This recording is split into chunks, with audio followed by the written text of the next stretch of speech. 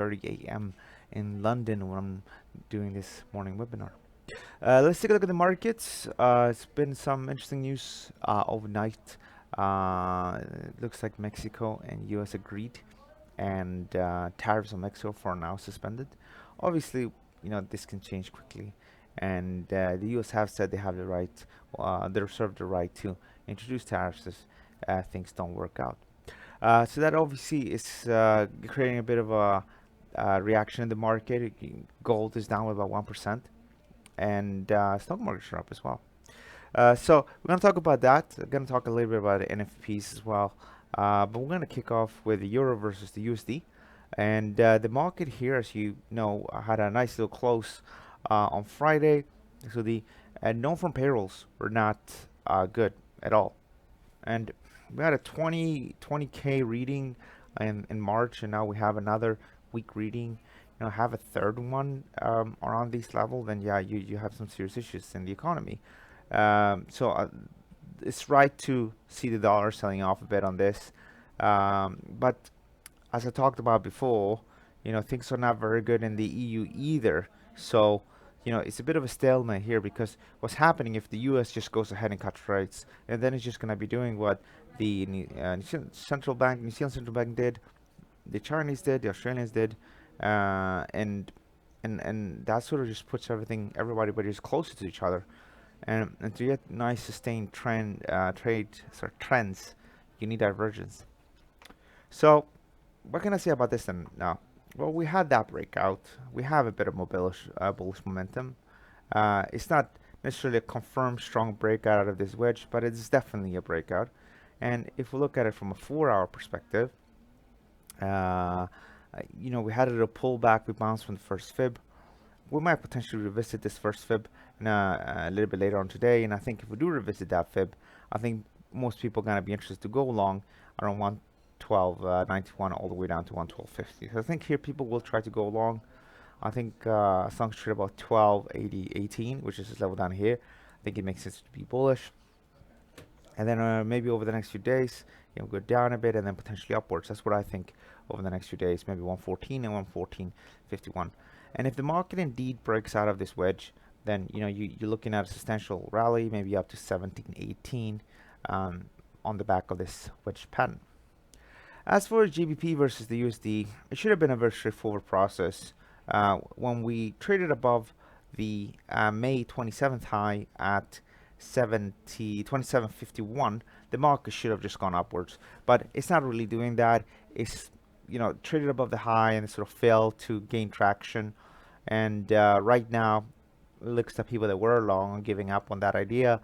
I think if we do trade below something like 27.76, you see more stop loss orders here, and everybody, or the people that did try to go long on NFP, are probably gonna bail if they haven't bailed already.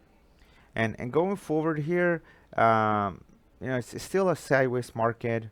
If we're looking from a very long-term perspective, this is a daily chart with levels from 2017. We could easily revisit those levels, especially if we have Boris Johnson becoming the next PM due to the risk of potentially a hard Brexit. So I think if we take out 24.78, we could potentially trade lower, but I suspect the way this looks right now, we're probably within this range for longer, and I think that maybe, the brave or some brave people probably going to look to go long around 126, with stop losses just below 124.78, maybe 24.50 or so, and then they're going to look for price to go back to the midpoint. Alternatively, people looking to scalp, looking at 27.64, which is this level up here. Dollar yen. So dollar yen, there hasn't been too much of a change here since we looked at this over the last week or so. So on June May 31st, so June 3rd, June 4th, since then pretty much I've been saying that the market probably needs to correct higher. Alternatively, it will trade sideways and take out the low. None of that has happened. We have not reached the sell zone yet. Might do this later on. And the stock markets are up, so the dollar yen has a bit to catch up with. But up here, I think people might try to sell again, and for this to go lower. I still think this is the most sort of obvious trade right now. From a sort of macro news perspective, if the data indeed continues to worsen in the US and the rest of the world, then the yen should strengthen. And I think that's where we're going to see some trade trends this year. We have already seen some trends this year in the yen pairs, and I think it will continue. You might remember this setup from in GBP yen when the market on May 18th. I said we could probably trade lower here, go all the way down, which we did. Obviously, a bit oversold here. We need a bit of consolidation to get involved again. And maybe the next step is gonna, or next leg of yen strength might happen here actually, because it's not as aggressively oversold. But I think the yen is really worth to focus on. And here again, the corrective move can be something. As for gold prices, you might remember we're stuck in this wedge, and I said before I left for holiday, I said a break to the upside here could probably lift price upwards. We went all the way up to the first price target. The market really struggled to trade much higher. I even said before the non-farm payrolls that you probably want to get out somewhere here. And now you're seeing that the market pushing back down here again. And I think if we trade below 1320, that the market is probably going to trade all the way back down here. I don't want to get involved and buy here, even though it is possible. I'd rather just wait. I have a feeling it's going to trade lower. You just need to be realistic. This market, which is gold, is trading sideways, right? There's not a lot of activity here on this weekly chart. We need to take out 1376 for this to really go upwards. Euro versus the USD also been trading sideways since, well, since been choppy since, I can't even see now. I think it's May 2018. And next up now is S&P 500, which, as you can see, has also been trading sideways for about 1.5 years. Doesn't mean that you couldn't make money on it. Last year I had a very good year myself. A majority of all my profits came from stock indices last year, and I did about a 39% return. But if you're looking at this today, it's clearly trading sideways, right? We didn't know that last year around this time. Rather, it's perfectly fine in June to sort of have a bit of a bullish bias. Now, looking at this today, let's actually just focus on the daily chart. So I understand, obviously, on Friday, I was on an airplane because I attended the Forex Day in Madrid. And when I landed, I looked at the price and I said, oh, wow, that's a significant rally in the S&P 500, given the non-farm payrolls being as weak as it is.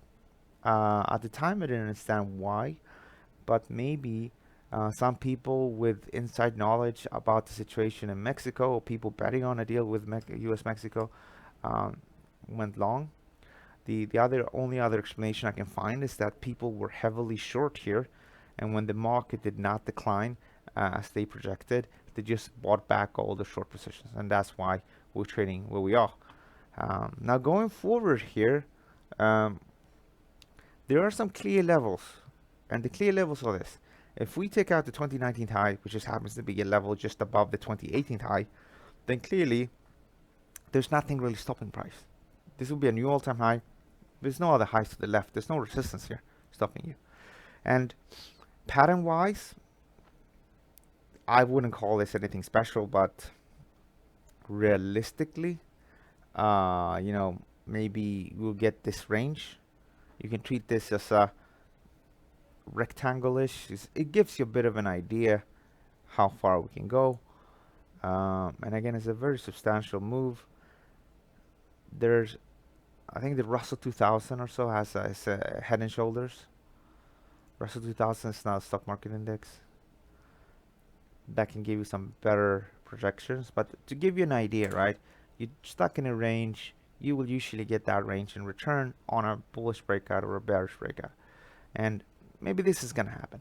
But until that happens, then we're stuck in a range, guys. And we've been stuck here for 1.5 years. I think we can be stuck for longer. And I personally think that, if the data again continues to move up, come out worse off, we're probably going to trade the lower end of the range rather than being up here. But you never know, and we need to be very open-minded. And again, if we take out the high, there's nothing bad with doing a test, right? So when I trade the markets, I try to stick to my risk per trade to 1%, 1.5%.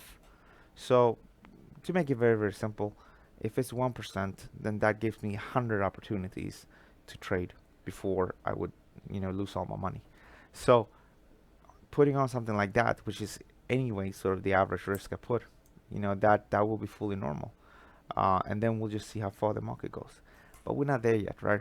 We're within this market, so I would suggest you take it very, very careful. And as long as you're above 27, I think we're gonna just be trading sideways from this level and this level. I know some people probably looking to sell here with stops on the other side. That would not surprise me either.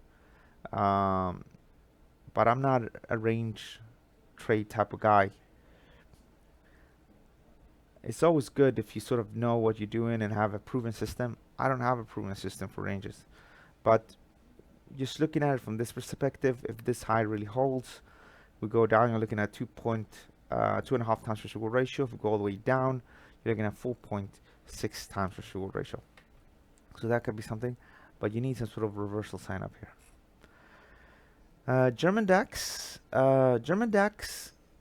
traded above my trend defining level on I think today, and I'm now neutral here.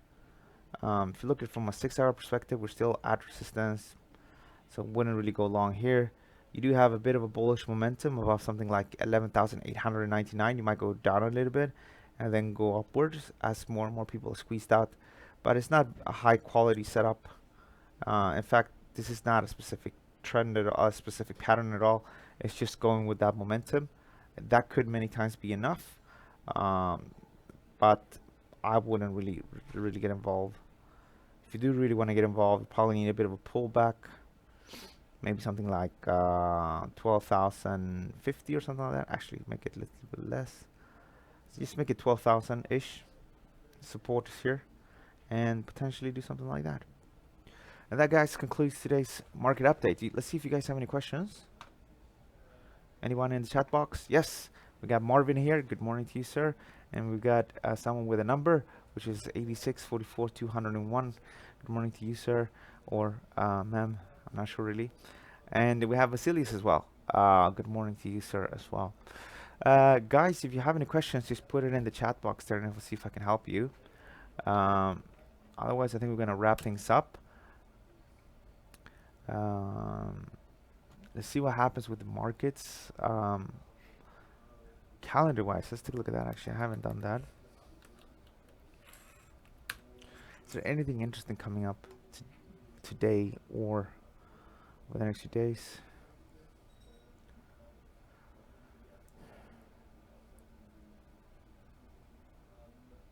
Nothing really, nothing really interesting. It's interesting to see though, like UK industrial production came out negative. This data matters, but not too much. Contraction industrial production, it's -1 now. It's been -1 before as well.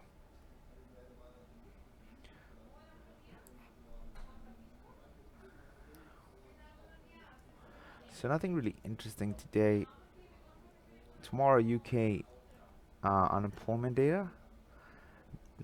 Don't think it's gonna be a big mover. UK unemployment rate is at 3.9. It's been there for quite some time. As long as Brexit is there and inflation is not too high, the Bank of England is not gonna do too much. I think we have Aussie unemployment numbers as well coming up. You got inflation figures from the US. Yeah, I think maybe the most interesting data point right now is probably going to be Thursday's unemployment figures from Australia. You know, if they worsen, it could be an indication for the central bank to soften more. Unemployment rate was at 4.9. Latest reading was 5.2.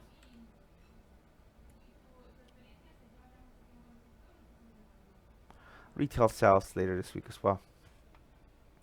So I got a question from Marvin. How was the conference in Spain? Yeah, it was really good. It was really busy. I was busy from like 9 a.m. until it finished. Finished, I think, about 7:30. Really packed, which was really good. Talked with a lot of different investors and traders over there. So it was a really good one. I didn't talk or nothing like that, but I was there helping out the ATFX team. So it's really good. And also, Marvin, I did receive your email. I just did not have time to reply back to it. Some good ideas, and I'll come back to you. And I think some of them are definitely implementable. Some of the talks with other analysts and people in the market, yes, we're gonna bring that back. In fact, I have a guy to speak with us. It's just that I'm working on a new website for ATFX. We should be going live in the next maybe 2 weeks. Just tweaking it. So I think as soon as that's done, we'll go live with our website, and we can sort of spend more time on finding other people. And also I think you mentioned something about macroeconomic, if I remember correctly, and I think we can do something like that as well. I'll reply back to your email probably this evening. So yeah. Okay, cool guys. Thank you so much for watching, and don't forget to like the video. It's very straightforward. Just click on that like button there, especially you guys that are in the chat right now. And don't forget to share as well. Have a good day, guys, and take it easy with your trading. Remember, the markets are not really moving too much. Just a few things you can do if you are struggling a bit. One is take a holiday. It's a good time. So you actually trade less. So in other words, trade less. Alternatively, just risk slightly less than usual if it's not really working out. In my case, I use trend following systems, and I'm struggling a bit. So I decided to take it slightly easier. So I think I haven't traded for a week. It's not a lot, but I usually trade more frequently. But I'm taking it slightly easier, and hopefully gain as well a bit of perspective. You gain a bit of perspective after a while, not being in a position all the time. Okay, guys, thank you so much for watching. I'll see you guys tomorrow, same time here at ATFX YouTube channel. Thank you.